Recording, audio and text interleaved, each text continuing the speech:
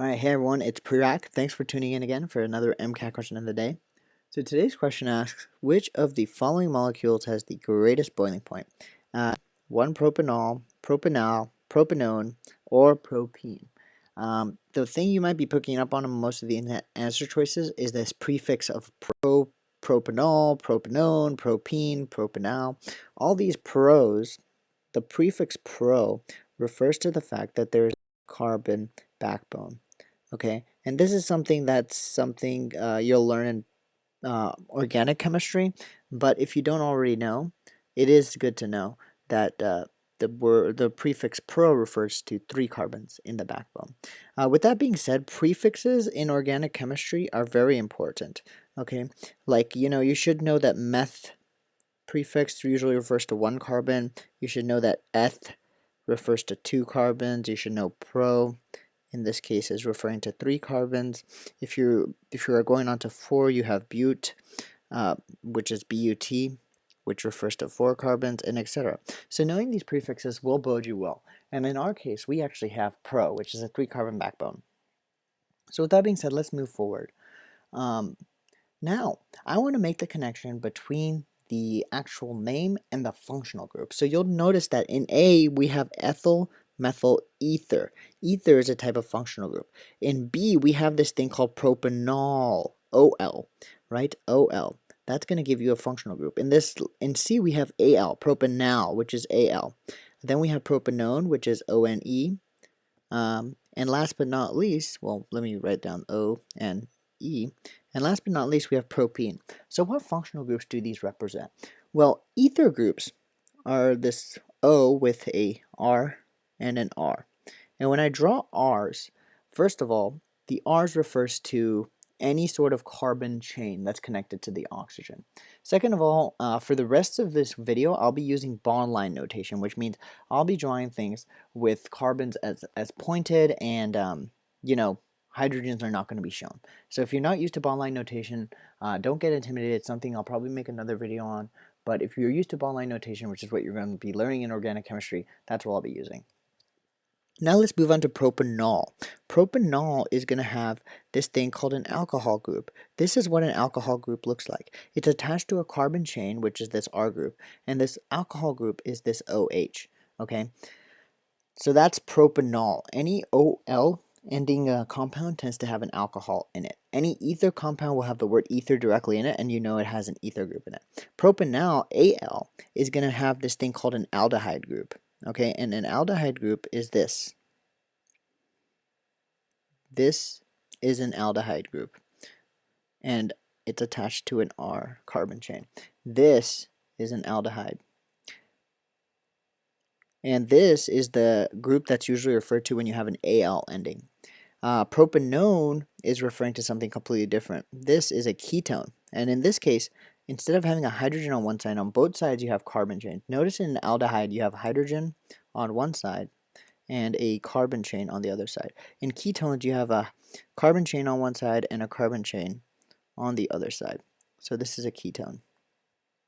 But when you have ketones being named, you'll notice that they have an O-N-E, right? Own, ketone. And last but not least, we have propene.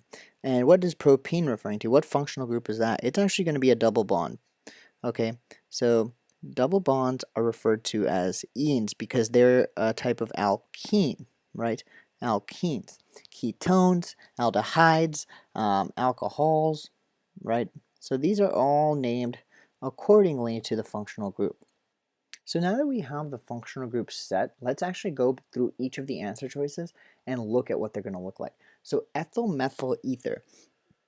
So remember, this is what I mean by saying knowing your prefixes will help, because ethyl refers to 2 carbons. Methyl refers to 1 carbon. And remember, our ether group, we already knew that that's an O, right? O attached to R and R. So in this case, if it's ethyl methyl, that means one side is going to have an ethyl group, which means you'll have 2 carbons, 1 carbon, 2 carbon, and then oxygen. And the other side will have this 3rd carbon right here, right? So this is what ethyl methyl ether is going to look like, because this is the ether group, this is the ethyl group, and this is the methyl group. So ethyl methyl ether will look something like this. And again, I'm not drawing the carbons in, but just know that anywhere there's a point, right? Anywhere there's a point is a carbon. Okay, so these are the 3 carbons. So this is what ethyl methyl ether looks like. Now let's move on to B. B says 1 propanol. So first of all, propanol already means we have a 3 carbon backbone. So I'm going to draw the 3 carbon backbone. Oh, nope. This is my 3 carbon backbone because look, 1 carbon is here, another carbon is here, another carbon is here. And I haven't drawn in the hydrogens because this is bond line notation. And if I were to number these carbons, I'd number this 1, 2, and 3, right? And this says 1 propanol. So all refers to the alcohol group, right? And the fact that it says 1 means it's on the first carbon. So 1 propanol will actually have an alcohol group attached to the first carbon. So if I were to now simplify this drawing, 1 propanol would look like this. This is what 1 propanol looks like. All right, carbon 1 is here, carbon 2 is here, carbon 3 is here, right? And so this is 1 propanol. And again, I'm just showing you how we go from the nomenclature to an actual diagram. Now let's go to the third one, which was propanal. Propanal. So again, the fact that it says pro will mean we have a 3 carbon backbone, right? Here's my 3 carbon backbone. I'm not drawing in the hydrogens. 1, 2, 3. And the fact is the al refers to the aldehyde group. Remember the aldehyde group? It's this group, right? The aldehyde group has to happen where you have a hydrogen on the last, on the edge. So the point is the aldehyde group can either be on carbon 3 or carbon 1. Regardless of where you put it, it's going to give you the exact same compound, which is going to look something like this. It's going to look literally this, this, and this, right? Because we're going to have a hydrogen here, and this will be a carbon here, a carbon here, and a carbon here, right? So this is our 1, 2. Actually, I'm numbering them wrong. You have to number with the aldehyde starting first. So you have to go 1, 2, 3. So this is propanal. And even if I had put the aldehyde on carbon 3, it would have looked the same way because it would have been symmetrical. So if I were to simplify this in bond line notation, propanal looks something like this. Right? All right. Now let's move on to D, which was propanone. So again, the fact that it's propan is going to be 3 carbon backbone, 1, 2, 3, and one is referring to the fact that you have a ketone functional group, which means you have to have 2 carbon chains on the opposing ends. And so you have to put this ketone at a place where there will be 2 carbon chains on the ends. And so you cannot put it on, if you had a 3 carbon backbone chain, right? If you had this 1, 2, and 3, you can't put this ketone on carbons 1 or 3 because there would be no 2 carbon. Like if I put a double bond here, there's only a hydrogen here, right? So there's no way for me to put the ketone group here. The only way for the ketone group to work out is if I put it on carbon 2. So I'm going to go ahead and show you what it looks like if I put it on carbon 2. I have to erase these first and now draw in the ketone group. So this is propanone, right? And if I were to draw it simply, it looks like this actually. And this is acetone, right? Most of you are used to seeing acetone, but it's also called propanone because that's the IUPAC way of calling it. So this is propanone. This is what it would look like. And last but not least, propene. So again, propane will mean we have 3 carbon backbone, 1, 2, and 3. The ene, remember the ene is referring to the fact that we have a double bond. Double bond. And propene, you can put the double bond either between carbons 1 and 2 or 2 and 3. It doesn't matter. You'll get the same molecule. Oh, sorry. Skipped ahead. Doesn't matter. You'll get the same molecule. And that would mean that this is what 1 propene looks like. Or propene in general would look something like this. You have carbon here, and carbon here. And then you'll double bond these 2 carbons. And I'm not showing the hydrogens. But the point is you'll get something out like this. And that's propene. So now that we have all the structures, right? We have ethyl methyl ether, we have 1 propanol, we have propanal, we have propanone, and we have propene. The question here is asking which molecule would have the highest boiling point, right? The original question said which molecule has the greatest boiling point. But what you'll see is I actually turned boiling point into intermolecular forces, because the more intermolecular forces you have, the higher the boiling point will be, because it takes more energy to spread apart. So intermolecular forces are usually gauged by these things called hydrogen bonds. If you form a lot of hydrogen bonds, remember like water does, you'll have a high boiling point. If you don't form a lot of hydrogen bonds, you will have a low boiling point, because it's easy to break things apart.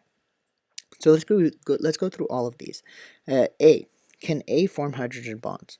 Can A form hydrogen bonds? And I'm going to do my answers in green. No, it can't, because hydrogen bonds can only be formed when a hydrogen is bonded to a fluorine, oxygen, or nitrogen. That's what I always like to say. Hydrogen bonding is fun, right? It's kind of like fun, except fun. Because you can only hydrogen bond when you have a hydrogen directly bonded to an oxygen, nitrogen, or fluorine. And here, oxygen is only bounded to a carbon and a carbon. And so there's no hydrogen bonding available. You do have a dipole. Remember, you have a dipole here, right? But that doesn't really help, because hydrogen bonds are much stronger than dipole-dipole interactions. Hydrogen bonds are probably one of the strongest dipole-dipole interactions. So with that being said, this can't form hydrogen bonds. What about B? Can this form hydrogen bonds? Actually, it can, because this alcohol group can form hydrogen bonds. So this alcohol group will allow one propanol to actually form hydrogen bonds with other molecules of one propanol, right? So in this case, you'll have a delta positive here, and that'll align with the delta negative of the oxygen in another molecule of propanol. And so you can actually have hydrogen bonds happening between this oxygen and hydrogen. All right, now propanol. Will propanol have hydrogen bonds? Believe it or not, no. Because this hydrogen right here is actually connected to a carbon. It's not connected to an oxygen. This oxygen here, again, it's not connected to any hydrogen. It's only connected to a carbon. So you don't have any hydrogen bonds. And so you have no hydrogen bonding. You do have a dipole here, by the way, right? Again, you have a dipole, but that dipole is not nearly as strong as a hydrogen bond. What about propanol? Here too, the oxygen is only connected to a carbon. The carbon's connected to other carbons. There's no hydrogen directly connected to an oxygen. Again, you do have a dipole, but that dipole is not nearly as strong as hydrogen bonds. And last but not least, in propene. In propene, you have a carbon here, and a carbon here. You have 3 carbons. There's no oxygen, right? And there's no fluorine. There's no nitrogen. So there's no hydrogen bond. And if there's no hydrogen bond, this too has no hydrogen bonding. So if we go back to the original question, which is which molecule has the greatest boiling point? We did a lot of stuff here. Organic chemistry questions on the MCAT are hard, because what do we have to do first? We have to come up with the structure of each of these, right? We had to know the structure, right? Once we had the structure, we had to then assume and figure out which ones can hydrogen bond. Because, well, not even hydrogen bond. I'm not even going to say that.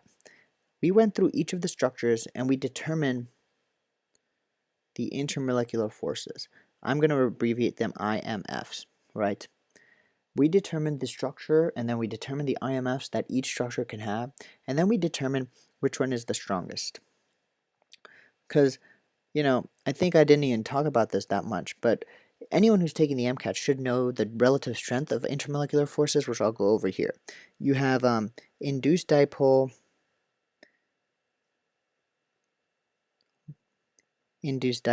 right? That's the weakest type, because that's all chance, right? And then you have dipole-dipole. And last but not least, you have hydrogen bonding. Okay, this is probably the strongest type of intermolecular force. There are some exceptions. You have the ionic, I think it's called ionic dipole, where you have some salts in the dipole. But in this case, since we have no ions, hydrogen bonding is the strongest. And if you have the strongest with hydrogen bonding, then the molecule that has hydrogen bonds is the strongest. And therefore, the answer here is B. 1-propanol will have the highest boiling point. And you can actually go back and check, but 1-propanol, the boiling point here is significantly higher than any of these other answer choices. So B is definitely the best answer. And so I hope you guys enjoyed the video. got a lot out of it. Hopefully got some chemical nomenclature, some functional group knowledge, and some intermolecular forces knowledge. All of that applied to give us the answer B. Alright, see you guys in the next video.